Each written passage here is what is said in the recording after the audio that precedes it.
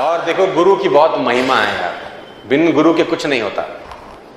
और आपके पास देखो, आज अगर आपने गुरु बनाया है ना, रोहित को बनाया, जो भी आपकी फैकल्टी हैं, जो भी आपके टीचर हैं, गुरु का बहुत बड़ा रोल है। उसके रोल के बिना कुछ नहीं होता। एक कहानी के साथ मैं आज को समाप्त करता हूँ सेशन को। स्पिरिचुअल कहानी है, क्योंकि मैं स्पिरिचुअली बहुत पढ़ता रहता हूँ, तो मैं कोशिश करता हूँ सुनाऊँ, माहौल देख के सुनाता हूँ कभी कभी। अब स्टूडेंट्स हैं तो मैं सोचता हूँ सुनाऊँ कि ना सुनाऊँ, उनको समझ में आएगा कि नहीं आएगा। लेकिन आप स्टूडेंट्स तो लग रहे हैं, लेकिन मैच्योर स्टूडेंट्स लग रहे हैं मुझे यार, और मेरे मतलब के लग रहे हैं। मैं आपको देख रहा हूं तो मुझे लग रहा है मेरे टक्कर के हैं भाई, तेरे टक्कर के हैं ये हैं।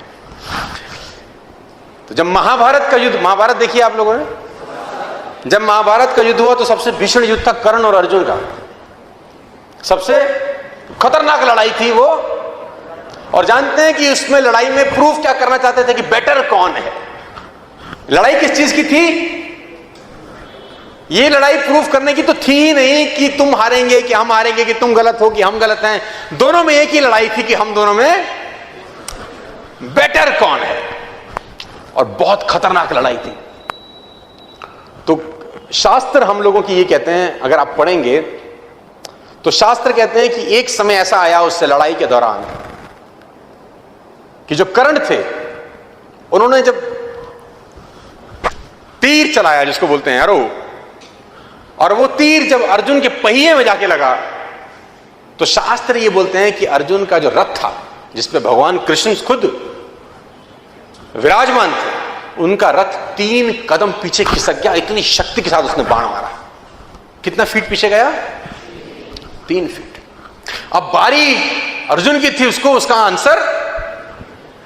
अब अर्जुन ने भी बाण लगाया, और जब वो बाण कर्ण के पहिए पे लगा तो उसके घोड़े जो उस रथ को खींच रहे थे 60 कदम पीछे ले आए। वो इतनी शक्ति के साथ बाण लगा। तो अर्जुन बहुत खुश हुआ। अर्जुन ने बोला भगवान को, हैंस प्रूव्ड, हैंस प्रूव्ड कि कौन शक्तिशाली है।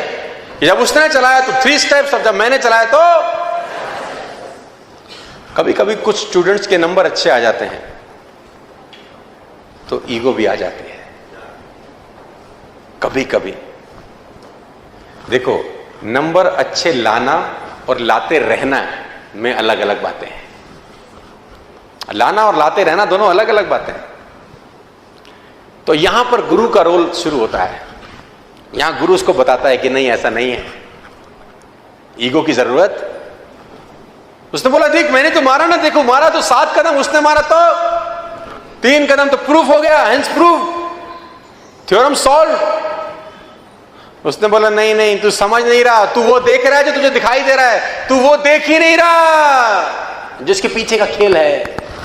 उसने बोला इसके पीछे का क्या खेल है? उसने बोला इसका पीछे का खेल मैं तुझे बताता हूं कि तेरे रथ पे मैं बैठा हूं, पूरी दुनिया का भार लेके,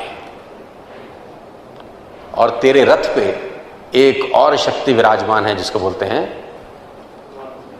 बजरंग बली, है ना, और उनकी ध्वजा में विराजमान थे। और ये वो बजरंग बली हैं कि जिनकी पूंछ तेरा भाई हिला नहीं सका था, जिसको तुम भीम बोलते हो।